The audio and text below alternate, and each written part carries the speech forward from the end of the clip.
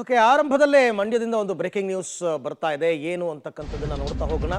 ಕೇರಳದ ಭೂಕುಸಿತದಲ್ಲಿ ಮಂಡ್ಯದ ಅಜ್ಜಿ ಮತ್ತು ಮೊಮ್ಮಗ ಸಾವನ್ನಪ್ಪಿದ್ರು. ಲೀಲಾವತಿ ಅಂತ ಮಂಡ್ಯ ಜಿಲ್ಲೆ ಕೆಆರ್ಪೇಟೆ ತಾಲೂಕಿನ ಕತ್ತರಘಟ್ಟ ಗ್ರಾಮಕ್ಕೆ ಮೃತದೇಹಗಳನ್ನ ತರಲಾಗಿದೆ. ಲೀಲಾವತಿ ಮತ್ತು ನಿಹಾಲ್ ಸಾವನ್ನಪ್ಪಿದ್ದ ಅಜ್ಜಿ ಮತ್ತು ಮೊಮ್ಮಗ. ಅಂತಿಮ ದರ್ಶನವನ್ನ ಪಡೆದ ಸ್ಥಳೀಯ ಶಾಸಕ ಶ್ರೀ ಮಂಜು ಮತ್ತು ಗ್ರಾಮಸ್ಥರು ಮಧ್ಯರಾತ್ರಿಯೇ ಕುಟುಂಬಸ್ಥರ ಸಮ್ಮುಖದಲ್ಲಿ ಅಂತ್ಯ ಸಂಸ್ಕಾರ ಮಾಡಾಗಿದೆ. ಯಾಕಂದ್ರೆ ಮೃತಪಟ್ಟಿಗಾಗಲೇ 5 ದಿನಗಳಾಗೋಗಿತ್ತು. ಸಹಜವಾಗಿ ಕುಟುಂಬಸ್ಥರ ಆಕ್ರಂದನ ಮುಗಿಲು ಮುಟ್ಟಿದೆ. ಕೇರಳದ ಭೂಕುಸಿತದಲ್ಲಿ ಮಂಡ್ಯದ ಅಜ್ಜಿ ಲೀಲಾವತಿ ಮತ್ತು ನಿಹಾಲ್ ಪಾಪ ಅವರು ನಾಳೆ ಬರ್ತೀನಿ, ಬಟ್ಟೆ ಎಲ್ಲ ಪ್ಯಾಕ್ ಮಾಡ್ಕೊಂಡಿದ್ದೀನಿ ಅಂತೆಲ್ಲ ಮಗಳಿಗೆ ಫೋನ್ ಮಾಡಿ ಹೇಳಿದ್ರು ಹಿಂದಿನ ದಿನ ರಾತ್ರಿ. ಬಟ್ ಅವತ್ತು ಮಧ್ಯರಾತ್ರಿ 1:15 ಸಂದರ್ಭದಲ್ಲಿ ಸಂಭವಿಸಿದಂತಹ ಭೂಕುಸಿತದಿಂದ ಅಲ್ಲಿ ನೋಡಿದವರು ಅವ್ರ ಮನೆಯವರೆಲ್ಲ ಹೇಳಿದ್ದಾರೆ, ಇನ್ನೂ 5 ಜನ. ದೊಡ್ಡದೊಂದು ಬಂಡೆ ಬಂದು ಪಾಪ ಲೀಲಾವತಿ ಅವ್ರಿಗೆ ಹೊಡ್ಕೊಂಡು ಕೊಚ್ಕೊಂಡು ಹೋಗ್ಬಿಡ್ತಂತೆ ಎಷ್ಟೋ ದೂರ. ಆ ಮಗು ಮೇಲೆ ಮಲಗಿದ್ದಂಗೆ ಗೋಡೆ ಬಿದ್ದುಬಿಟ್ಟಿದೆ. 2 ಮೃತಪಟ್ಟಿದ್ದಾರೆ. ಅದಾದ ನಂತರ ಬಾಡಿ ಐಡೆಂಟಿಫಿಕೇಷನ್ಸ್ ಎಲ್ಲ ಆಯಿತು, ಫಾರ್ಮಾಲಿಟೀಸ್ ಎಲ್ಲ ಮುಗಿಸಿ ಅದಾದ ನಂತರ ಈಗ ನಿನ್ನೆ ಕತ್ತರಘಟ್ಟಕ್ಕೆ ತರಲಾಯಿತು. KR-ಪೇಟೆ ತಾಲೂಕಿನ ಕತ್ತರಘಟ್ಟ. ಸ್ಥಳೀಯ ಶಾಸಕ ಮಂಜು ಅವರು ಕೂಡ ಬಂದು ಅಂತಿಮ ದರ್ಶನವನ್ನು ಪಡೆದರು.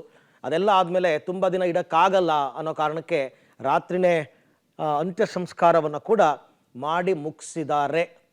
ಅನ್ಯಾಯ. ತುಂಬ ಜನ, 296 ಜನ ಮೃತಪಟ್ಟಿರೋದು. ಇಮ್ಯಾಜಿನ್ ಕೂಡ ಮಾಡ್ಕೊಳಕ್ಕಾಗಿರಲಿಲ್ಲ ಆರಂಭದಲ್ಲಿ ಇಷ್ಟು ಶವಗಳು ಸಿಗುತ್ತವೆ ಅಂತ.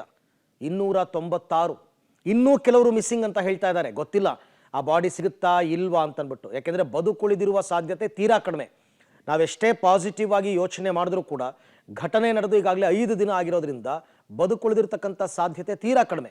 ನಾಪತ್ತೆಯಾಗಿರ್ತಕ್ಕಂಥವರ ಮೃತದೇಹಗಳು ಸಿಗಬೇಕಿನ್ನಷ್ಟೇ. ಅದರಲ್ಲಿ ಈಗಾಗಲೇ 296 ಮೃತದೇಹಗಳು ಸಿಕ್ಕಿದೆ. ಎಲ್ಲ ಮೃತದೇಹಗಳ ಪೋಸ್ಟ್ಮಾರ್ಟಮ್ ಮಾಡಿ ಅವರವರ ಕುಟುಂಬಸ್ಥರಿಗೆ ಹಸ್ತಾಂತರ ಕೂಡ ಮಾಡಾಗಿದೆ. ಈ ಬಗ್ಗೆ ಮತ್ತಷ್ಟು ಮಾಹಿತಿ ನನ್ನ ಕೊಲೀಗ್ ರೋಹಿತ್ ಅವರಿಂದ ಪಡ್ಕೊಳ್ಳೋಣ. ರೋಹಿತ್, ಇದೇ ಕುಟುಂಬದ ಇನ್ನು ಉಳಿದಂಥವರು ಕೂಡ ಗಾಯಗೊಂಡಿದ್ರು. ಸೊ ಅವರ ಆರೋಗ್ಯ ಹೇಗಿದೆ? ಅವ್ರನ್ನೂ ಕೂಡ ನಿನ್ನೆ ಕತ್ತರಘಟ್ಟಕ್ಕೆ ತಂದಿದ್ರ? ಎಷ್ಟು ಗಂಟೆಗೆ ಮೃತದೇಹವನ್ನು ತಂದ್ರು? ಆ ನಂತರ ಏನೇನಾಯ್ತು?